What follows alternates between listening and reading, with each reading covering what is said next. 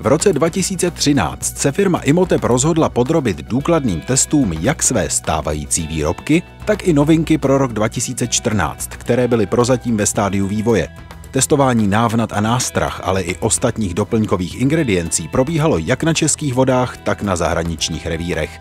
Celý tento projekt měl název Imhotep European Tour 2013 a zúčastnili se ho Dalibor Radošovský, Martin Miller,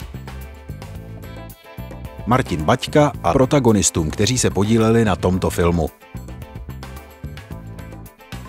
V následujících minutách se vám tito aktéři představí jako lovci trofejních kaprů. O tom, jaké revíry navštívili a jak byli úspěšní, se dozvíte v tomto filmu.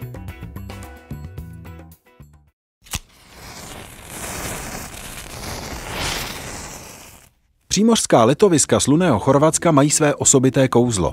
Mají však jednu chybu. Voda v jejich okolí je slaná a nejsou v ní kapři. A Martina Baťku lákalo v září spíše chorvatské sladkovodní jezero. Obzvlášť, když se proslýchá, jak velcí kapři zde žijí.